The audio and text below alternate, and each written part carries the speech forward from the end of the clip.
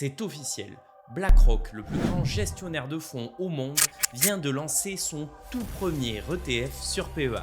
Il s'agit du iShares MSCI World Swap PEA, disponible depuis quelques jours sous le ticker WPEA. Révolution ou pétard mouillé, cet événement était en tout cas extrêmement attendu par les investisseurs français. Dans cette vidéo, je te présente ce nouvel ETF en te donnant mon avis dessus et nous répondrons à la question que tu te poses forcément. Doit-on basculer nos positions existantes sur ce nouvel ETF ou poursuivre nos stratégies actuelles ou encore faire un mix des deux? Allez, c'est parti!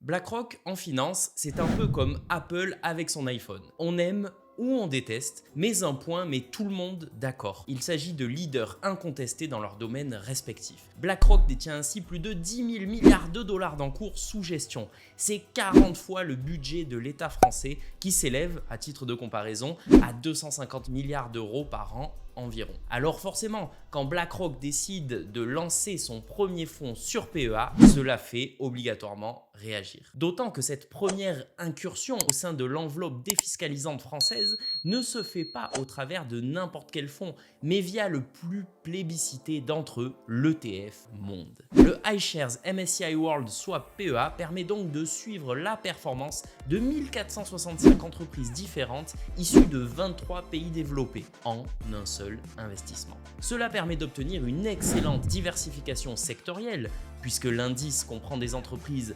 technologiques, financières, industrielles, de la santé et dans bien d'autres domaines encore. Cet ETF comporte également une importante diversification géographique. États-Unis, Japon, Grande-Bretagne, Canada ou France pour les plus représentés. Et plus une entreprise va peser lourd sur l'échiquier mondial, plus elle sera représentée dans l'ETF. À ce jour, ce sont par exemple Microsoft, Apple ou Google qui pèsent le plus au sein de l'indice. En d'autres termes, cet ETF se suffit à lui-même pour qui veut investir simplement et efficacement, car cela équivaut à posséder des parts dans 85% des entreprises des pays développés, soit la quasi-totalité des sociétés qui créent de la richesse dans le monde. Historiquement, un tel indice a rapporté en moyenne 9,9% annualisé depuis 1979, transformant par exemple 10 000 euros investis sur la période en plus de 700 000 euros.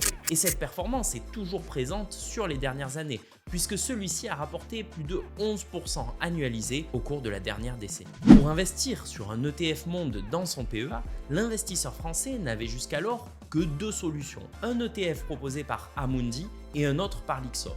Les deux étaient capitalisants, c'est-à-dire que les dividendes n'étaient pas versés mais automatiquement réinvestis. Suite au rachat de Lyxor par Amundi, l'ETF Lyxor est devenu distributif, ce qui implique des frais et un travail supplémentaire pour réinvestir les dividendes reçus. Cela semble sous-optimal, si bien que la seule vraie possibilité à ce jour est d'investir via le classique Amundi MSCI World qui est capitalisant. CW8 pour les intimes. Celui-ci a d'ailleurs un solide historique de plus de 15 années avec une réplication efficace et un encours de plus de 3 milliards d'euros. De mon point de vue, cet ETF n'a que deux inconvénients. Ses frais annuels qui sont un peu élevés à 0,38%. Mais en réalité, lorsque l'on observe la différence de suivi entre l'ETF et l'indice qu'il réplique, celle-ci n'est que de 0,23% sur les 10 dernières années. En pratique, les frais ont donc moins d'impact qu'annoncé. Son deuxième inconvénient est son prix de part à 500 euros. Cela signifie qu'il faut débourser des montants qui sont des multiples de 500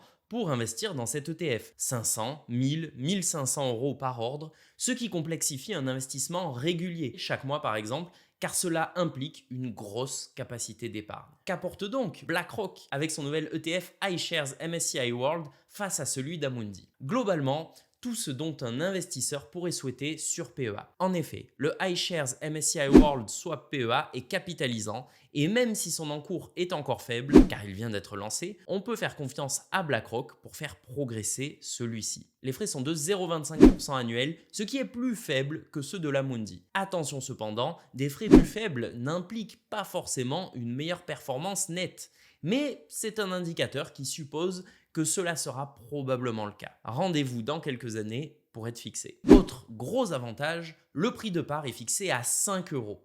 Il est donc extrêmement simple d'en acheter la quantité voulue et investir par exemple 200 euros par mois dessus, Cela est tout à fait possible. Moins de frais, plus de flexibilité et émis par le leader mondial du secteur, l'ETF Monde iShares semble remporter la bataille haut la main. Pour autant, tout miser sur cet ETF n'est peut-être pas la meilleure des solutions. Quelle stratégie adopter pour nos portefeuilles PEA suite à la sortie de ce nouvel ETF? Déjà, pour ceux qui débutent dans la constitution de leur portefeuille, il n'y a à mon sens pas à hésiter.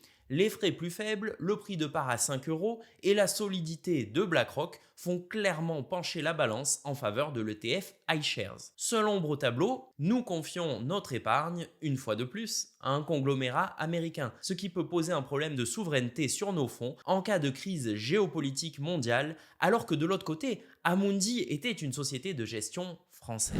Maintenant, pour ceux qui disposent d'un portefeuille déjà établi avec des parts du Amundi MSCI World, à mon sens, il peut sembler pertinent de scinder cette position en deux, avec 50% d'Amundi et 50% d'iShares. Pourquoi? Lorsqu'un ETF est éligible au PEA, il doit obligatoirement compter plus de 75% d'actions européennes. Vous vous doutez bien que ce n'est pas le cas avec un ETF Monde qui en comporte seulement 20%. Pour suivre l'indice MSCI World sur PEA, les seuls ETF que vous trouverez seront donc à réplication synthétique, et c'est le cas du Amundi et du iShares. Pour construire un ETF synthétique, l'émetteur investit pour vous dans un panier de grandes entreprises européennes et établit un contrat avec un établissement financier pour échanger la performance de son panier d'actions européennes contre celle d'un panier d'actions monde.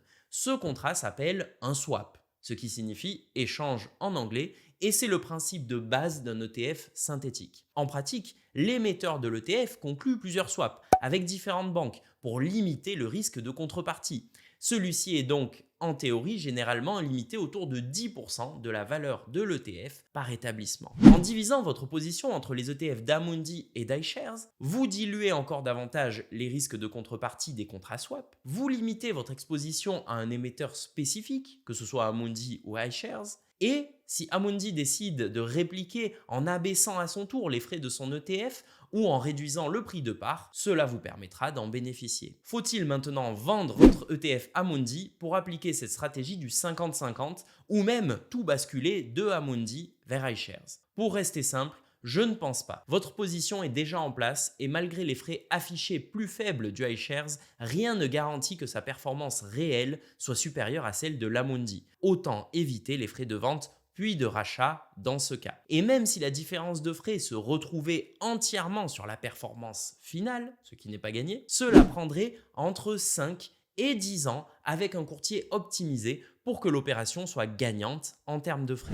À titre indicatif tout de même, imaginons que l'écart de frais se répercute pleinement sur la performance. Voici ce que deviendrait 10 000 € investis sur chacun de ces deux ETF en 10, 20 ou 30 ans. Le tout en considérant une performance globale à 10% par an avant frais. En résumé, je pense qu'aujourd'hui, il n'y a pas assez d'éléments factuels qui font peser la balance en faveur d'une vente des positions Amundi au profit de iShares. Si l'arbitrage était totalement gratuit, il serait probablement judicieux de le faire. Mais sauf miracle, ce n'est pas le cas. Par contre, je pense que basculer dès aujourd'hui nos prochains investissements sur l'ETF d'iShares fait sens. En plus des frais réduits, cela permet d'obtenir de la flexibilité sur le prix de part à 5 € et surtout de diversifier ses positions vis-à-vis d'Amundi qui a tout de même été assez instable récemment dans ses prises de décision concernant les modifications des ETF existants. D'ailleurs, si choisir les ETF les plus performants vous intéresse, je vous propose une comparaison directe des 25 plus gros ETF S&P 500 sur PEA et compte titres pour être sûr de choisir le bon. Pour cela, appuie sur la vidéo qui s'affiche à l'écran. Rien de tout ceci n'est un conseil en investissement et investir comporte un risque de perte en capital.